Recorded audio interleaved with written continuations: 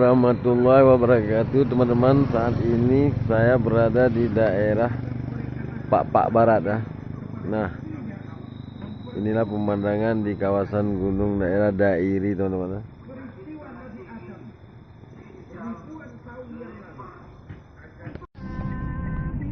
Jadi pulang naik mobil angkot dia mana? Kemarin yang diambilnya?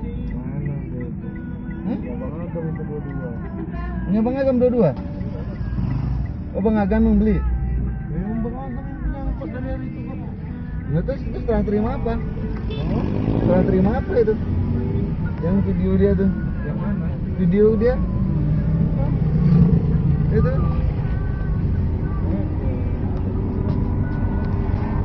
Hah? Ada kan video yang dikirimnya? Lihatlah kehidupan malaikat. Malaikat makhluk yang diciptakan Allah tanpa hawa nafsu. Maka kehidupan malaikat monoton. Malaikat tidak mempunyai peradaban dan kebudayaan. Malaikat adalah makhluk yang secara instinktif diciptakan untuk berbakti, tidak punya alternatif atau pilihan lain. Saudara lihat, ada malaikat yang sejak diciptakan diperintahkan untuk sujud saja sampai sekarang nggak bangun-bangun. Ada malaikat yang sejak diciptakan diperintahkan untuk tasbih saja, yang lain tidak. Ada malaikat yang sejak diciptakan nyawa saja urusannya, yang lain tidak. Pekerjaannya monoton, tetapi memang karena tidak ada hawa nafsu, tidak ada kecenderungan malaikat untuk nyeleweng. Belum pernah kita dengar misalnya ada malaikat Jibril korupsi ayat. Ini kelihatannya ayat bagus ini, nggak usah disampaikan kepada bawahan Muhammad, dipakai sendiri saja. Kita belum pernah dengar malaikat maut keliru mencabut nyawa orang yang belum waktunya modar. Belum pernah. Malaikat itu ibadun mukramun, la ya'sunallaha fima amarahum wa yaf'aluna ma yu'marun. Maka malaikat adalah monoton. Dinamika tidak ada, peradaban dan kebudayaan juga tidak ada. Andai kata bumi dan seluruh isinya diserahkan kepada malaikat untuk mengisinya, barangkali saudara tidak akan pernah kenal jembatan Semanggi, saudara tidak akan pernah kenal Monas, gedung-gedung bertingkat, gedung-gedung pencakar langit. Semua yang menggerakkan itu adalah karena manusia mempunyai hawa nafsu. Nah, kemudian pada kalimat berikutnya Allah memberikan rincian. Apa nafsu kepada apa yang paling menonjol dalam kehidupan manusia itu? Pertama, minan nisa, hawa nafsu kepada perempuan. Ini tentu yang ditujukan laki-laki. Dimanapun saja makhluk bernama laki-laki, kalau dia normal, tidak impoten, mesti suka kepada perempuan. Itu wajar, fin pantas alias normal. Tetapi tadi saya katakan di awal, nafsu kepada perempuan adalah perhiasan. Kapan makainya, di mana makainya, itulah tugas agama memberikan tuntunan dan aturan. Saudara-saudara kaum muslimin rahimakumullah, nafsu kepada wanita dapat mengantarkan seseorang kepada puncak kejayaan, tapi nafsu kepada wanita bisa menenggelamkan seseorang ke jurang kehancuran. Bergantung kepada latar belakang apa yang mendorong timbulnya syahwat tadi. Dengan kata lain, motivasi syahwat tadi digerakkan oleh iman dan ketakwaan, atau semata-mata karena memang syahwat yang merupakan kendaraan iblis. Sini bagus ya. Kehidupan manusia adalah penyelewengan yang dilakukan ini teman-teman oleh daerah Nabi Pak Adam Barat ya. alaihissalam. Pada saat ia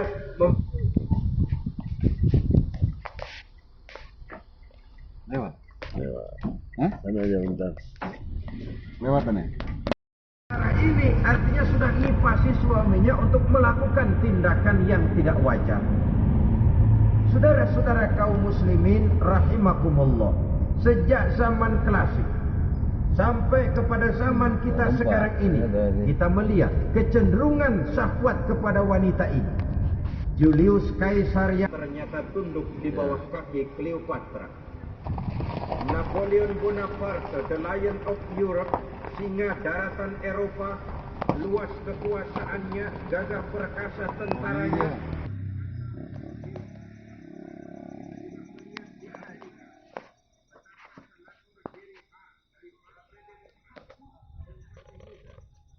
Nah teman-teman, ini kawasan Pak Barat teman-teman ya.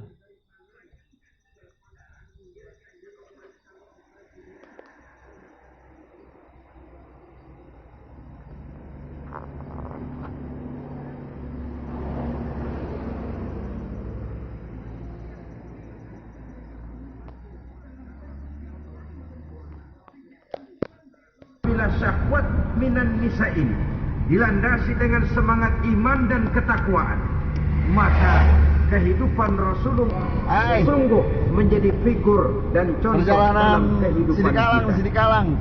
Perkawinannya bukan karena wajah yang cantik semata-mata, tapi lebih merupakan nilai ibadah kepada Allah Subhanahu wa Ta'ala.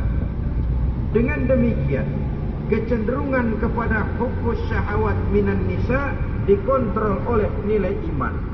Barometernya, tolok ukurnya adalah iman. Di zaman sekarang banyak kasus kawin campur yang pada akhirnya akan membingungkan kita sendiri. Padahal Al-Quran memberikan bimbingan. Orang itu kalau sudah, kata Imam Syafi'i, wa ainur ridha an kulli aibin kalilatun kama anna aina suhti tubdil masawiyah. Mata kalau dibalut cinta dia buta terhadap nista, tapi mata kalau dibalut benci hanya melihat yang keji-keji saja. Biasanya cinta kepada wanita memang bisa menimbulkan dorongan yang positif, tapi juga bisa membuat seseorang buta sama sekali. Dorongan yang positif lenjeh banget. Sisiran rambutnya rawan.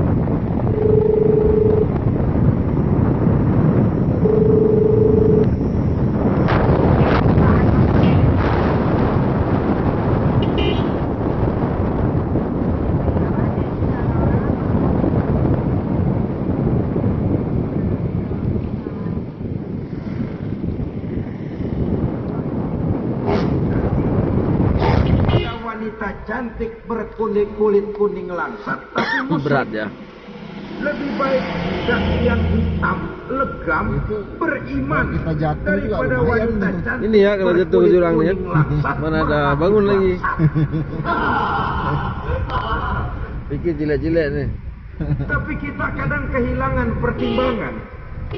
Karena agama, karena cinta agama digadaikan. Karena cinta akidah terjual, karena cinta keyakinan. Begitu juga yang menyangkut soal perempuan. Kapan nikah, gimana?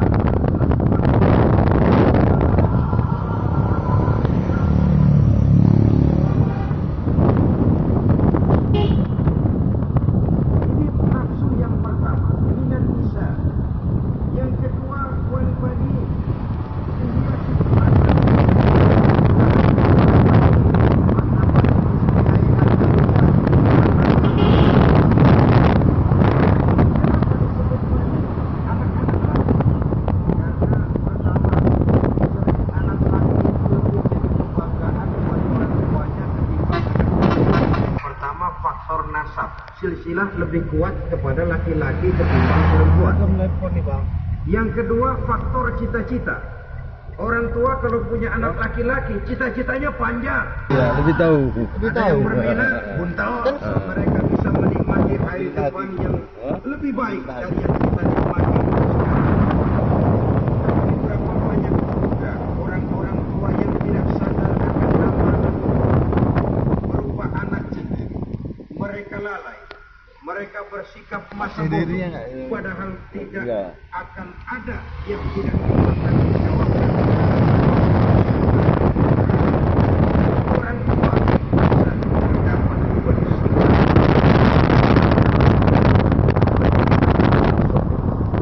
tetapi orang tua bisa saja masuk neraka.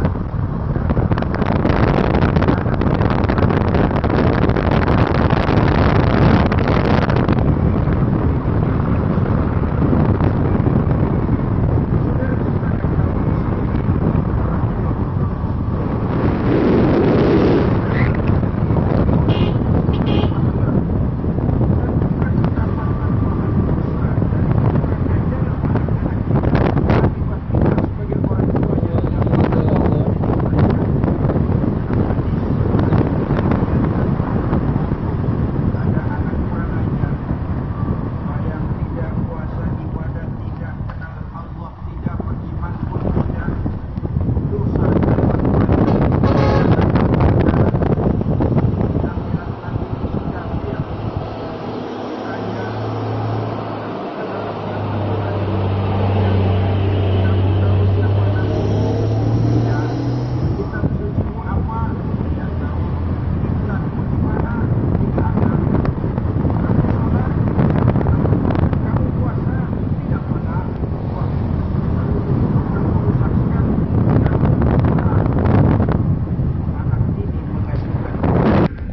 benar, saya tidak kenal siapa Tuhan saya.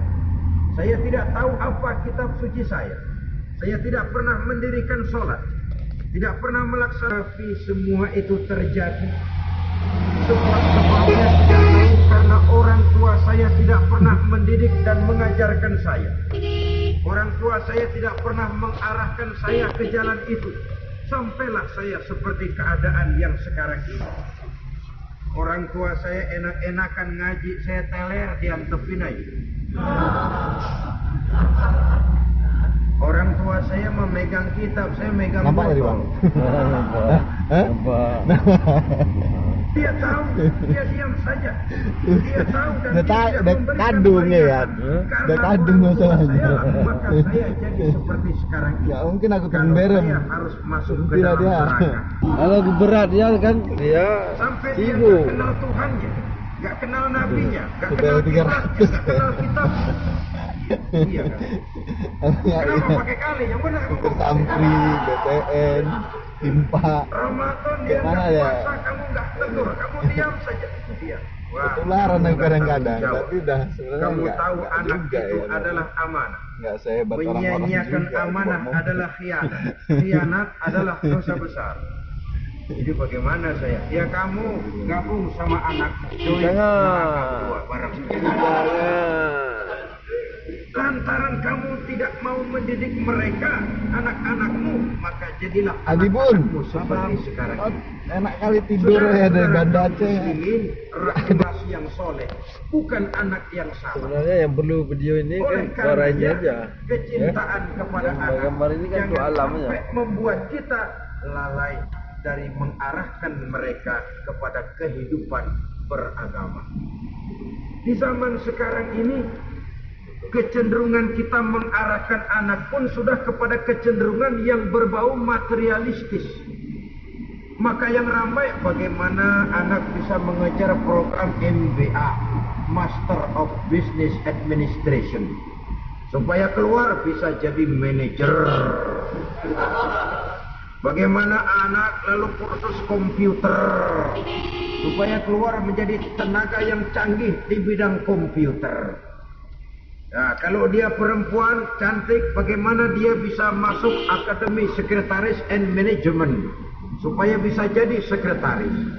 Atau bagaimana dia bisa masuk sekolah nyanyi supaya nanti jadi penyanyi dengan tarik suara uang lalu mengalir ke dalam kocek jutaan nilainya? Maka yang ramai pun hal-hal yang semacam itu.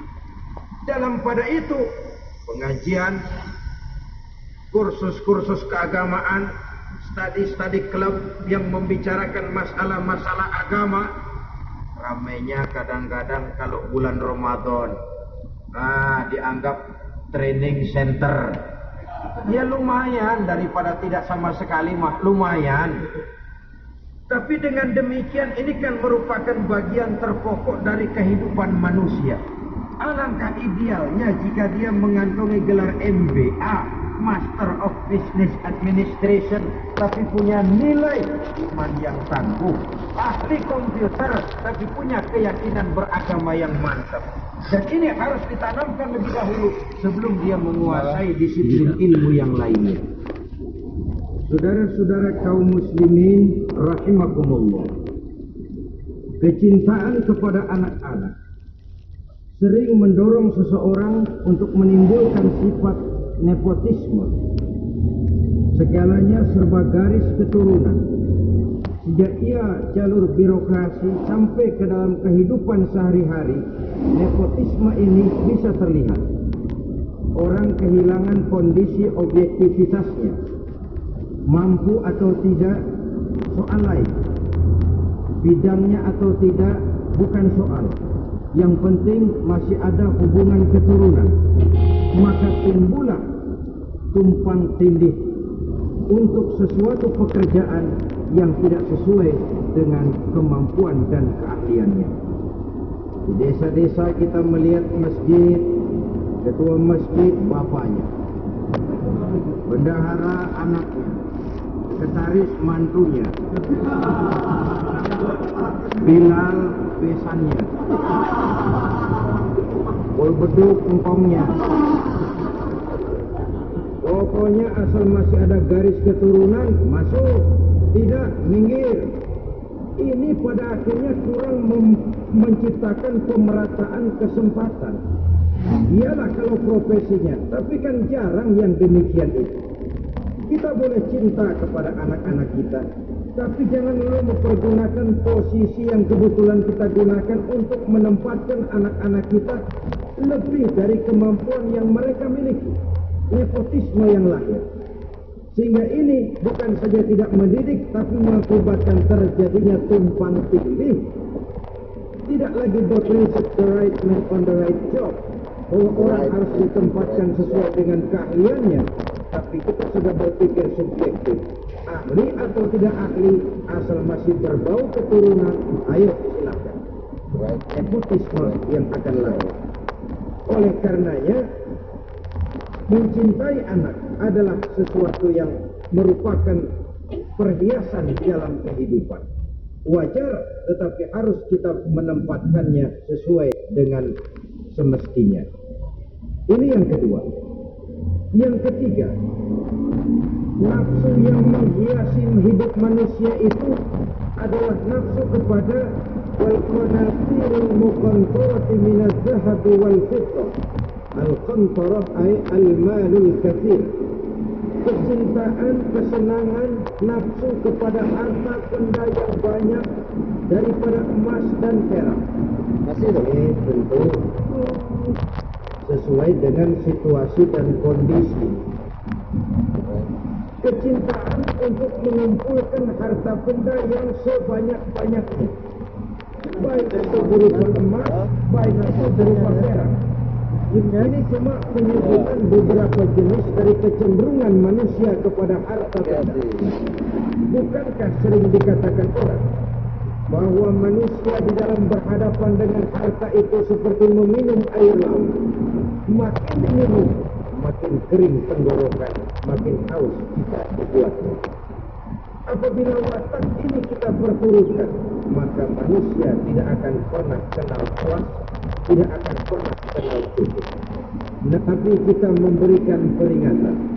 Lau anna libni Adam wadiyan min zahabin labtagha lahu mathalisan wa la yamla'u jawfa ibn Adam illa turab. Jawa dengan Andai manusia mempunyai dua buah mata yang seluruhnya berisi emas, akan puaskah manusia? Kenapa perbatasan Mereka akan cari Jawa ladang Timur, emas Jawa yang Tengah, ketiga. Wala yamla'u jawfa sama ibn Bali kan Adam lain illa lagi. turab. Denpasar, Pak. Sungguh mulut manusia ini tidak akan pernah Nggak ada begitu berbatasan ini, kecuali cuman kalau sudah tulisan disumpah aja. dengan tanah. Berbatasan. Artinya kalau sudah Nggak ada ini, nggak ada tandanya sama sekali. di liang Cuma tandanya penting berbau.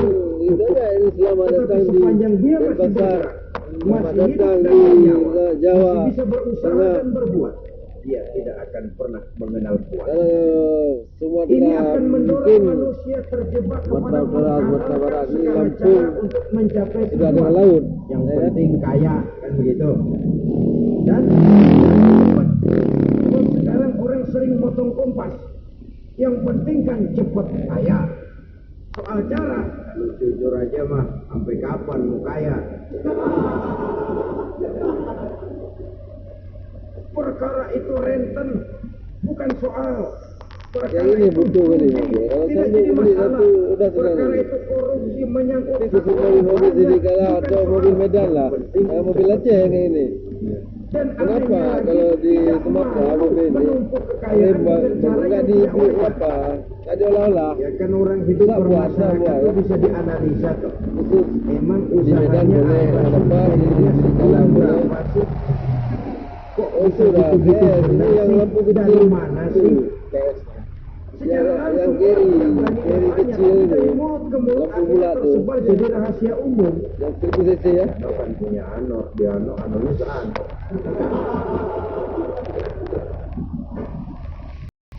Ini bisa jadi bahan pertanyaan dalam kehidupan. Akhirnya jadi murah itu, Bang. gunjingan. Hah? Paling Orang 15-an tidak juga. terlalu peduli dari mana kekayaan itu Ya, diperoleh. kita Yang 12, penting kaya. 10, lampu Dengan peta. menghalalkan segala macam cara, terjebaklah ke dalam cara-cara mafia, terjebaklah ke dalam cara-cara yang tidak wajar, tidak bijaksana, memperkuat clean dengan menghantam yang lain. Saudara-saudara kaum muslimin rahimakumullah, bahwa manusia punya nafsu ingin kaya itu boleh. Agama memberikan tuntunan, memberikan aturan, tidak hanya sekedar asal kaya. Kalau saudara diberikan amanah berupa ilmu pengetahuan, pertanyaan akhirat juga cuma satu kok.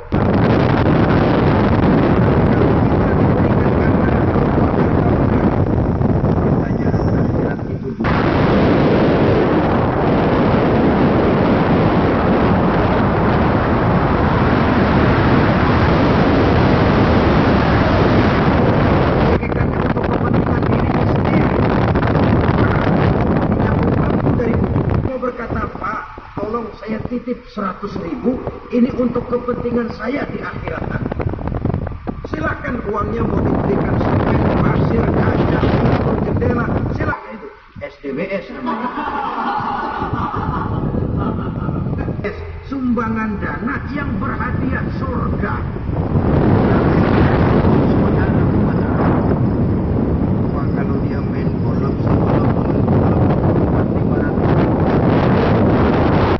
minta didoain masuk surga lagi.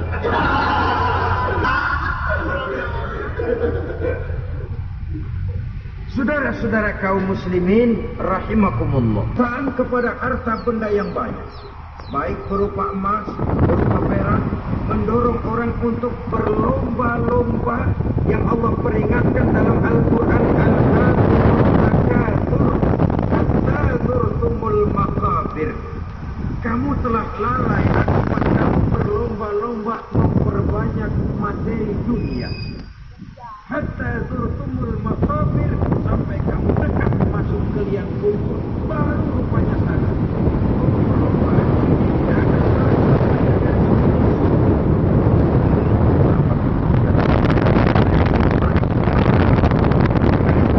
ada. Betapapun hebatnya medan yang ditempuh, luasnya gurun pasir Afrika, garis finishnya pasti ada.